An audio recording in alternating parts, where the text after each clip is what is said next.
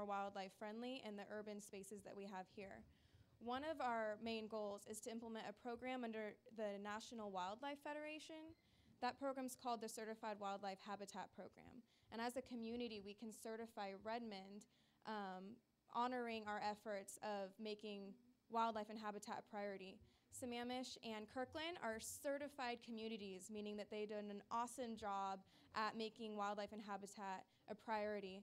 And there's over 35 communities in the Puget Sound that have done the same, and it's an international program. So Redmond, we've had a team here working on implementing this program and other efforts for about 10 months now, and we've really taken off. And I just wanted to announce that we have volunteer opportunities for people. If you want to join the team, we meet monthly. And there's lots of different types of volunteer opportunities for you if you just like helping to manage Facebook, or if you just want to come and have coffee with us and brainstorm on ideas, or if you like to be at events tabling with information. Anything is helpful. We also are going to put on an urban habitat tour on Saturday, June 2nd. And we're going to celebrate the fact that Redmond parks have certified 22 of our parks, which is great.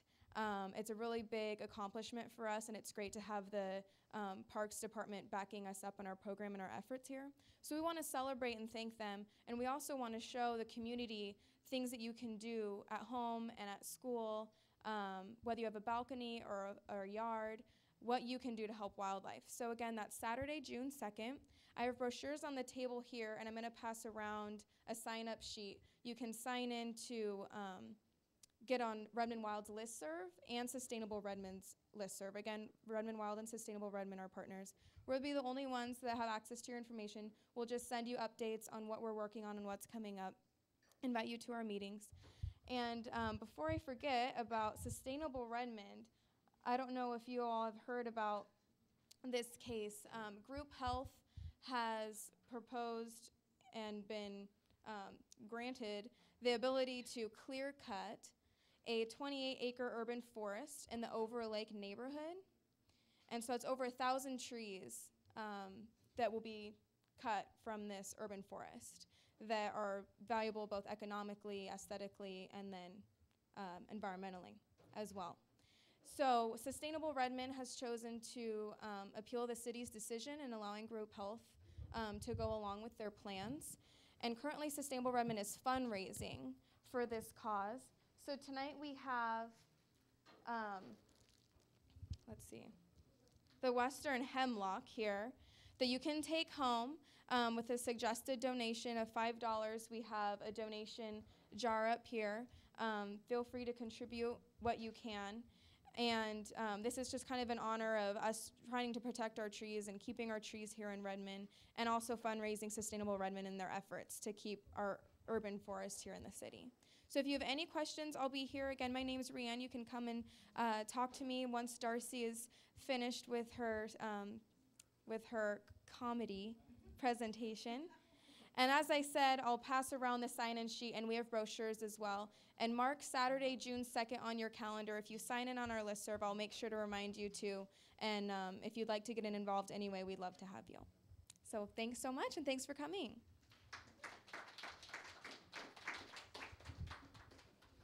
Darcy, everyone. Thank you, Rianne.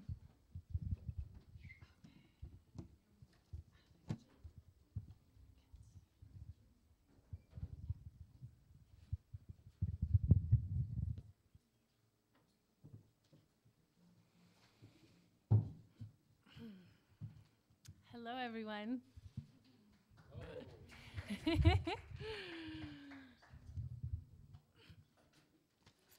So tonight I'm going to offer a humorous way of looking at sustainability.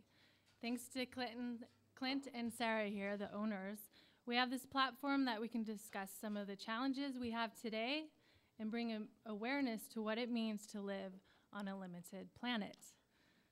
So like many others, myself included, most people in the city have come up from the country to make enough money to leave the city and live in the country.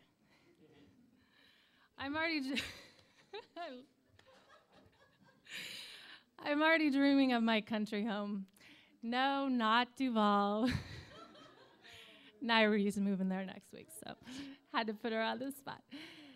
Something a little further out, perhaps a cabin near Wallace State Park, just past Monroe. Something simple, perhaps some solar panels on the roof, powering the jetted hot tub. Simple, right? And not too far out, close enough to bike down to a coffee shop in the morning. Wait, this is starting to sound like the yurt's incarnation. My husband is like, when I was telling him this last night, what is a yurt? Oh, you'll find out soon enough, honey. Okay, back to solar panels. Now they're all over Germany, supplying 3% of energy. Some market analysis expect this could reach 25% by 2050. They are showing up in our area too. Lake Washington School District now has them on their schools, and it's starting to make the schools money. My condo complex is checking them out right now too. True. And I'm not sure exactly how they work, but they really seem to be a hot item right now. As far as comparing to other alternative sources of energy, I am a big fan of wind turbines, but I've really seen the light recently with solar. We didn't. So we didn't have solar when I was growing up.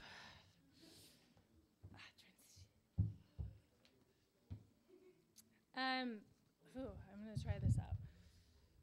So I'm going to be moving around a little, like moving and talking and holding a microphone. So I'm just going to save the embarrassment for myself later and fess up now. When I was a kid, my parents considered renaming me to Claudia. Get it? Claude? Yeah. My husband's like, what is a Claude? Just a clumsy person. Yeah, I would trip a lot as a kid. Now that I have that out there, I do feel free like a bird, but I'm not going to sing that song. I could sing the Chris Blue one. I just heard that a few times on our last road trip. You guys know that one? Fly like a bird. It's very similar. Okay, where was I? Okay, back to solar panels. Although we didn't have them growing up, we were pretty much self-sustainable in all other ways. We had 10 acres of wooded areas, starting to sound like 6001, isn't it? 2 gardens, composting going on. We had the mulch-making cows. We were thrifty and efficient as we could be. Mom sewed our own clothes, cans. We bought raw milk from up the road. Yeah, raw. We didn't even die.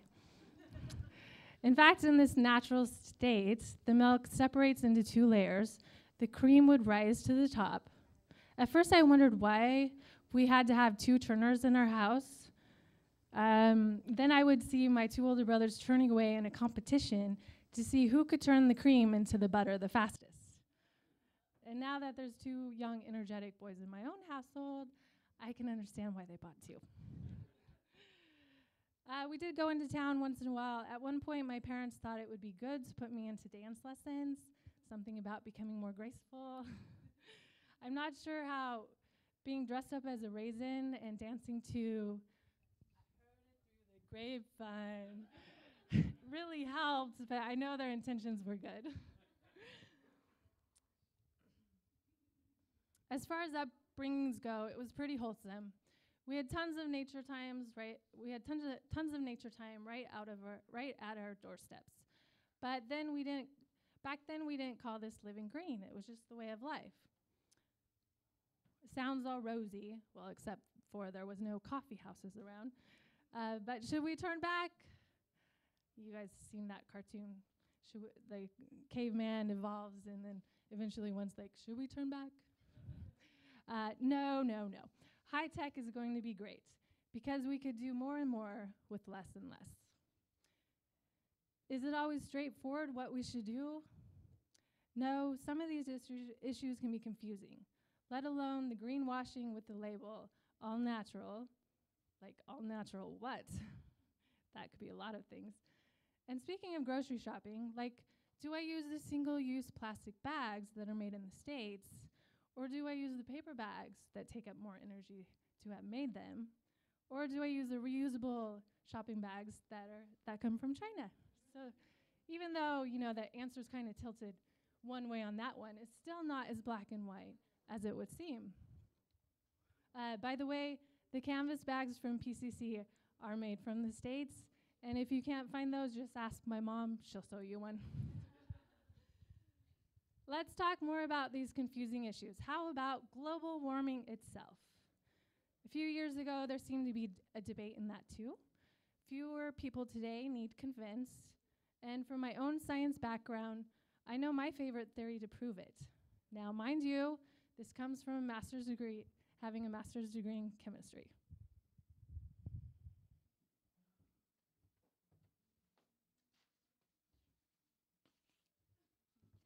This is my positive proof of global warming. Hey, that's great. That's getting down to the bare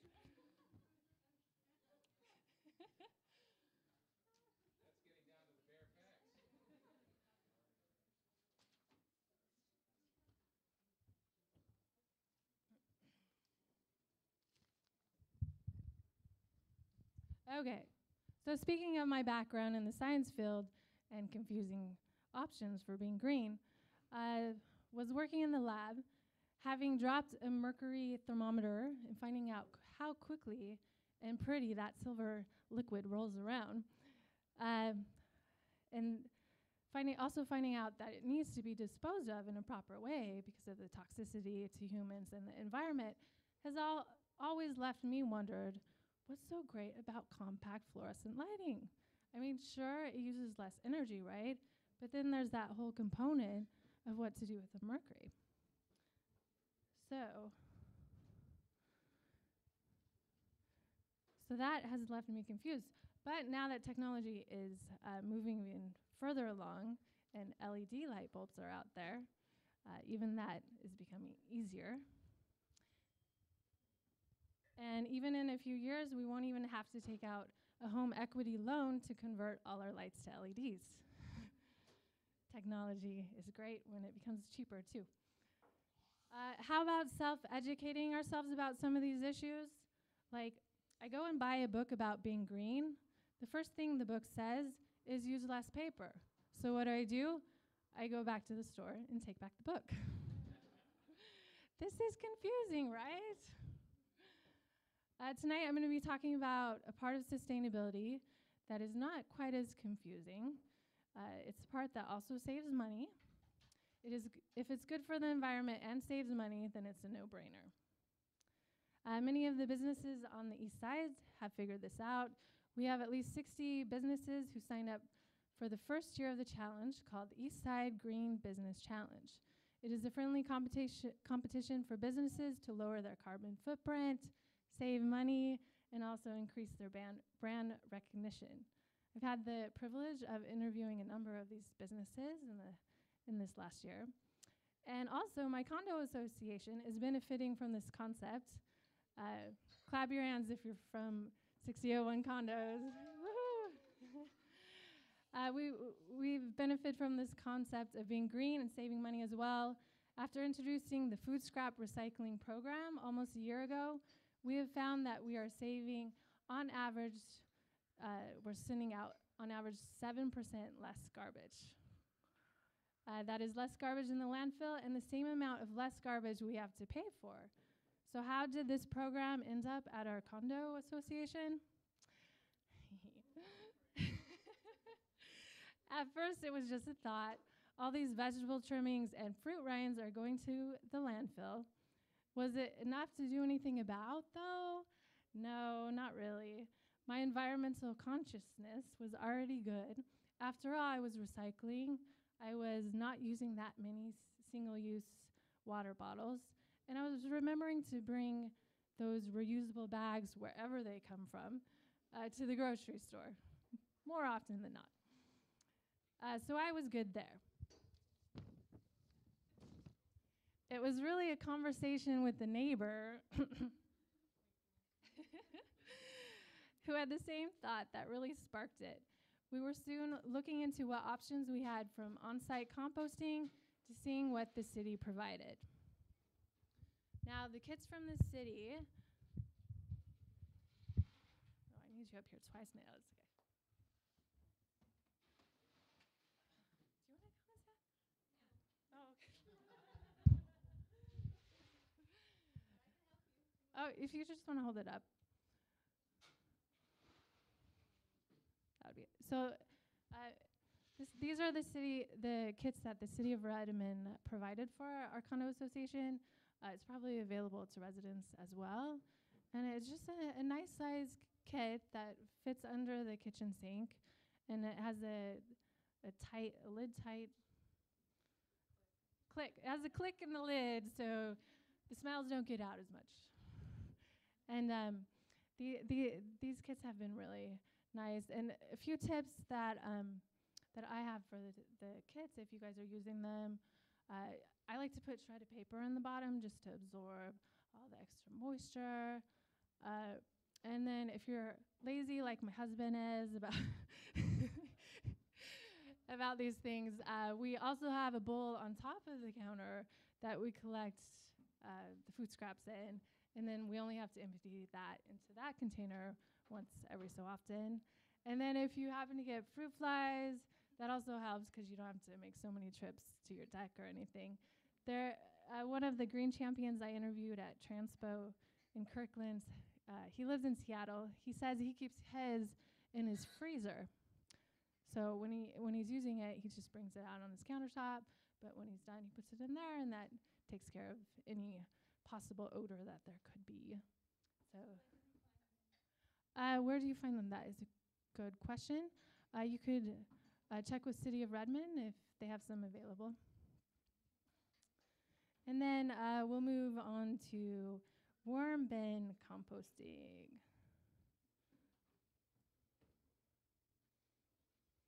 So last weekend I gave worm bin demos to the Girl Scout families. Clap if you're a Girl Scout family.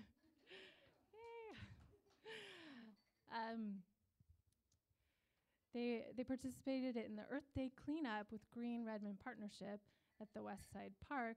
So after their work sessions, the girls came up and checked out the demos for the worm.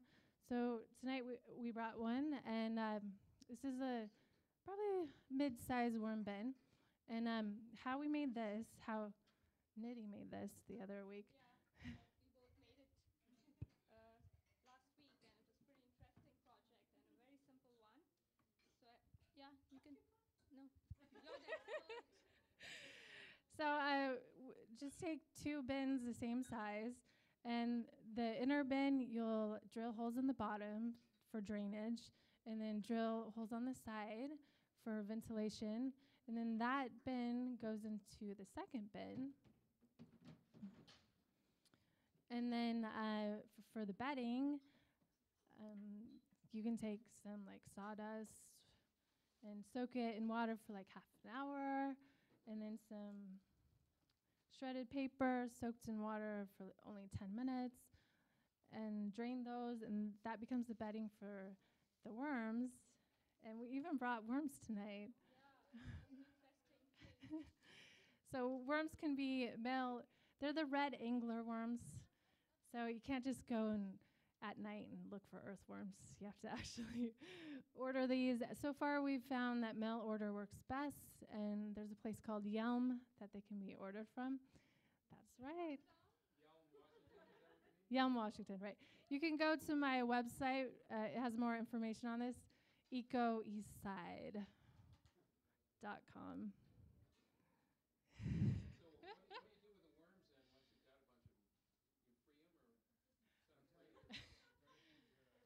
Well, a lot of time people will be like, oh, I want to start one. And you're like, oh, I got some worms for you to start it. Absolutely. You could put it back in the garden, back in the ground.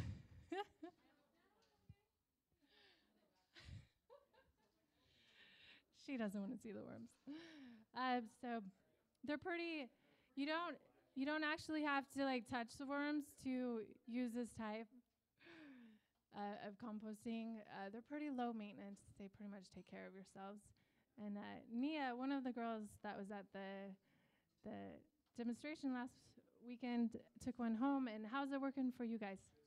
Good so far.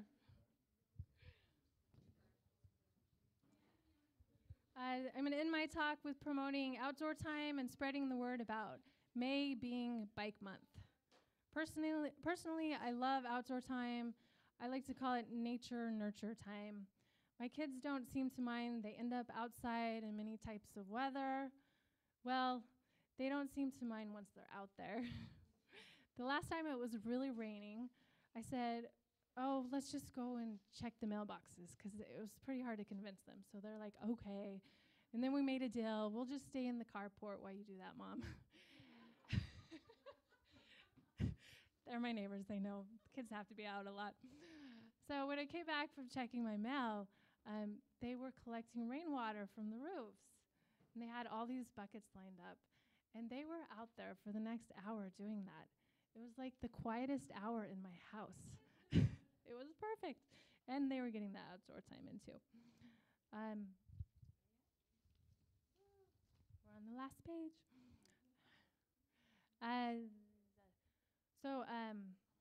From the Green Champions I interviewed, they all had one thing in common. They spent ample time in the outdoors as a child. This connection with nature gave them a sense of conservation later on. Parent speaker Nancy Blakey also talks of the importance of nature and unstructured time that results in creativity, resilience, and more attributes for children. My husband and company have been working on an outdoor app that helps with the storytelling of these outdoor adventures. The company is called GeoBongo.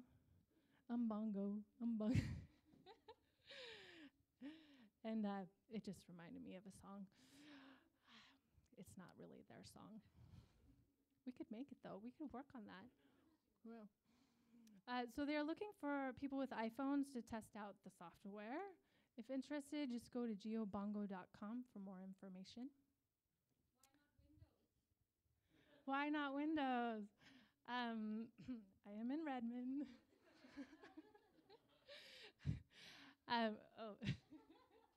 There are Microsoft people here. Because iPhone was just their starting point. They'll get around to the other ones. You'll have to ask him for that. Kevin might know too. It's more technical than I can go into.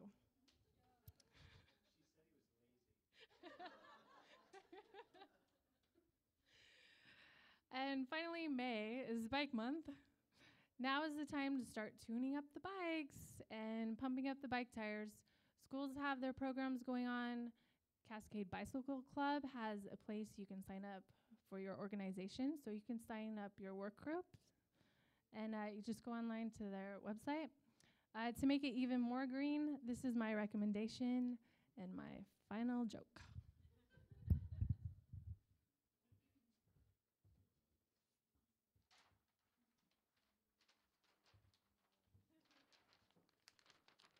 Join a bike pool.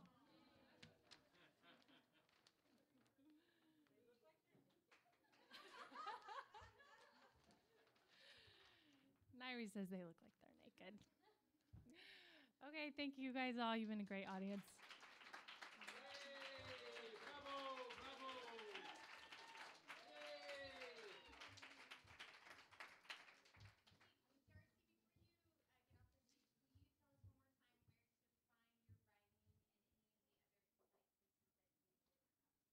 Yeah, absolutely.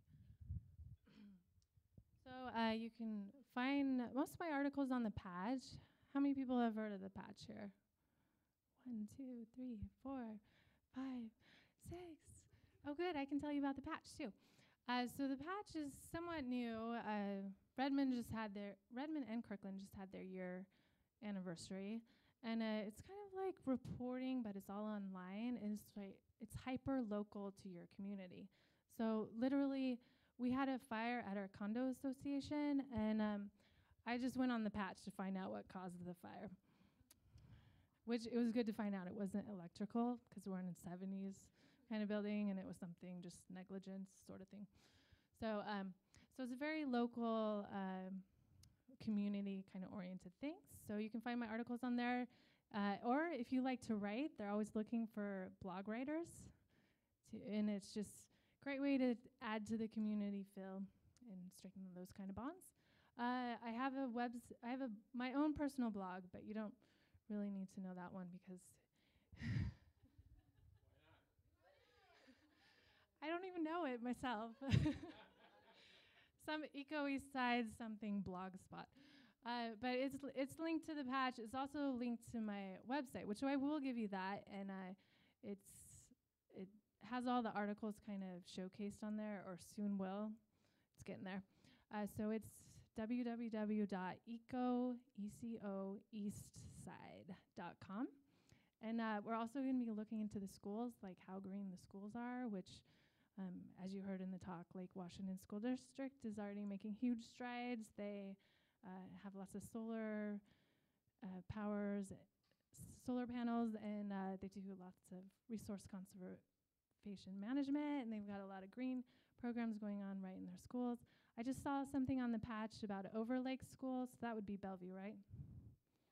Okay, so they've got things going on there too. So this will just kind of like bring some of that into the limelight, and also some other community information. So, you're welcome. Yeah.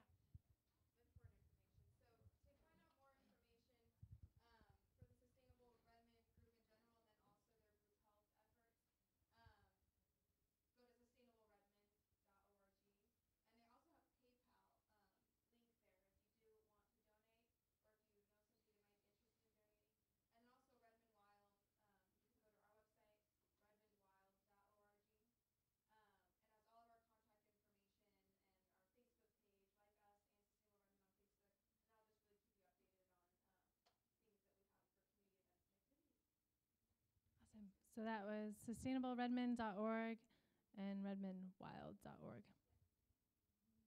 All right. Thanks again, guys.